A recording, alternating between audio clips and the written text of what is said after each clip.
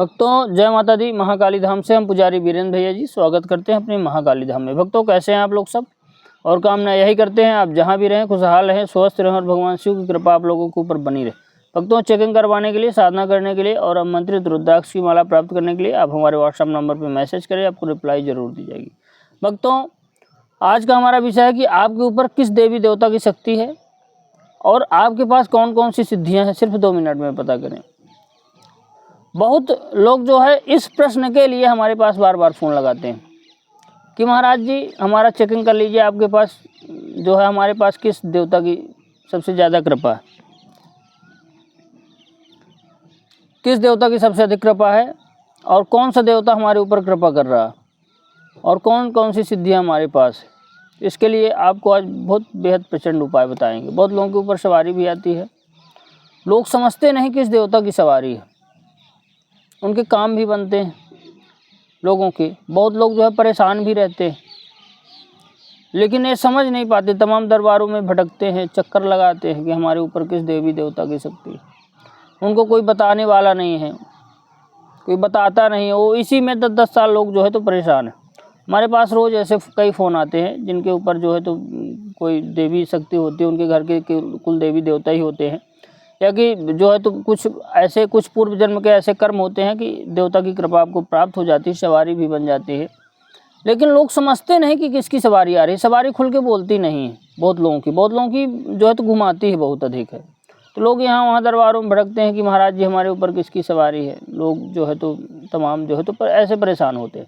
तो आज एक उपाय आपको हम बताएंगे कि इससे आप पता कर सकते हैं कि आपके पास सबसे अधिक किस देवता की कृपा है, कौन सा देवता आपके ऊपर कृपा कर रहा है और कौन कौन सी सिद्धियां आपके पास है, कौन कौन सी सिद्धियां आपके पास हैं। ये सब सिर्फ 2 मिनट में पता हो जाएगा।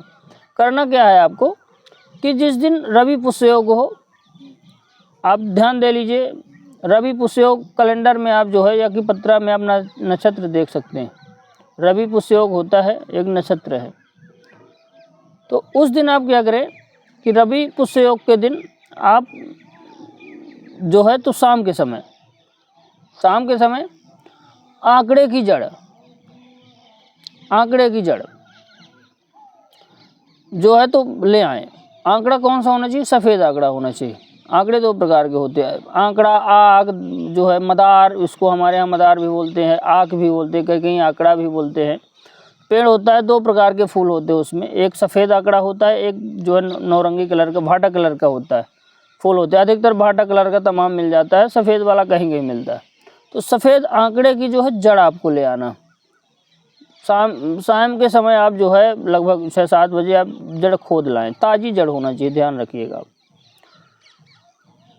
जिनके यहाँ पे नहीं है तो जो है तो कहीं से भी 1 आध दिन पहले भी मंगवा सकते हैं, लेकिन हर जगह हमारे हिसाब से पूरे भारत में कतई ऐसी कोई जगह होगी जहाँ पे सब आँख का पेड़ ना हो।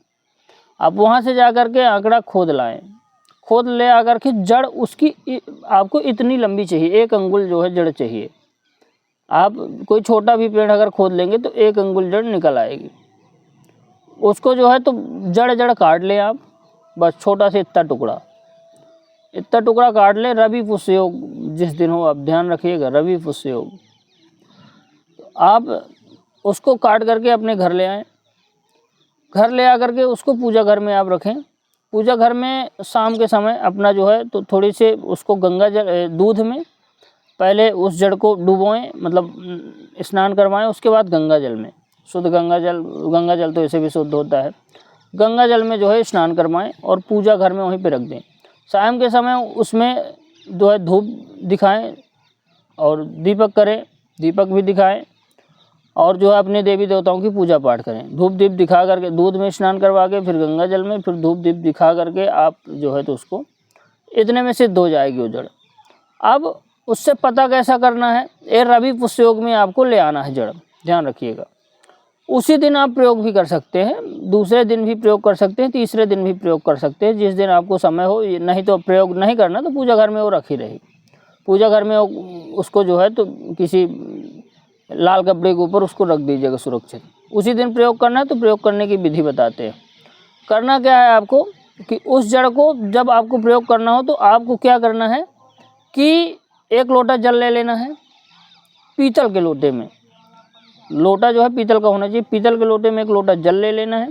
उसी जल में उस जड़ को डाल देना है, उसी जड़ को उस लोटे में डाल देना है और पड़ते मतलब सोने के पहले उसको अपने सिरहाने रखना है, जड़ सहित पानी को, और प्रार्थना करना है कि हे बाबा जिसकी कृपा भी मेरे ऊपर हो और जिसकी सिद्धियां मुझे प्राप्त हों, जो भी सिद्धियां हमको प्राप्त हों, तो स्वप्न में उसका दर्शन हो जाए। और अपने सिरहाने उस जड़ और लोटे को जो है, लोटे में आप जड़ डुबोएंगे उसको रख लेना है।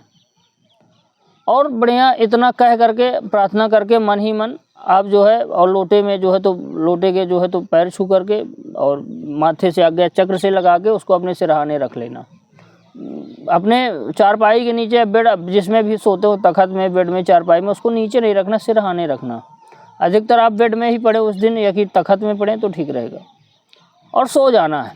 ये मान के चलिए जो भी शक्तियाँ और सिद्धियाँ आपको प्राप्त हो, स्वप्न के माध्यम से सारी चीज़ें, उस इष्ट के भी दर्शन होंगे और जो भी सिद्धियाँ, तो आपको स्वप्न में सारी चीज़ें दिख जाएंगी कि हमारे पास कौन कौन सी शक्तियाँ हैं, कौन कौन सी ऊर्जा, किस किस देवी की शक्ति, किस किस देवता की शक्ति है, हमारे घर के कुल देवी देवता हैं या कि हमारे घर के पितृ हैं या कि कोई प्रेतिक शक्तियाँ हैं, कोई मसान है, कोई सन्यासी, ये सब चीज़ें आपको पता चल जाएंगी स्वप्न के माध्यम से उसी रात।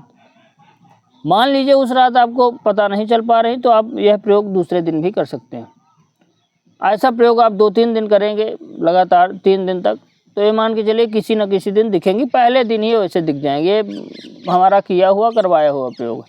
यह प्रयोग कभी असफल नहीं जा सकता, कभी चूक नहीं हो सकती। उस दिन आपको आपके इष्ट के दर्शन हो जाएंगे, आपको पता चल जाएगा। मान लीजिए आपको सवारियाँ आ रही हैं तो आपको पता चल जाएगा, उसके साक्षात दर्शन आपको स्वप्न में हो जाएंगे कि आपके सामने वो इष्ट खड़ा है या कि आप खेल रहे हैं, वो इष्ट आपको सामने दिख रहा है किसी रूप में जो है, तो आपको पता चल जाएगा 100% कि कौन कौन सी सिद्धियां हैं, किस देवता की आपके ऊपर कृपा है, सबसे ज़्यादा कृपा किस देवता की है। पूजा कर रहे हैं तो ठीक है, नहीं कर रहे हैं तो ठीक है, कैसे कृपा प्राप्त हुई, ये सारी चीज़ें आपको स्वप्न के माध्यम से दिख जाएंगी। कोई भी भाई व्यक्ति है, भाई बहन यह प्रयोग कर सकते हैं, देख सकते हैं। सवारी जिसके ऊपर आती है वो समझ नहीं पाते या कि कोई दिक्कत परेशानी रहती, घर में किसी कोई ऐसी दिक्कत होती तो प्रयोग करवाएं, बिल्कुल पता चल जाएगा। उस व्यक्ति को स्वयं पता चलेगा, दूसरे को नहीं चलेगा, लेकिन स्वयं उसको स्वप्न के माध्यम से सारी चीज़ें दिख जाएंगी, एकदम फोटो बिल्कुल आपको क्लियर दिख जाएगी। तो आप यह प्रयोग करके देख सकते हैं कि हमारे ऊपर किस देवी देवता की शक्ति है। तो भक्तों, हमारे द्वारा दी गई जानकारी आपको कैसी लगी, आप कमेंट करके बताएं। चैनल को लाइक, शेयर और सब्सक्राइब जरूर करें। भक्तों, जय माता दी।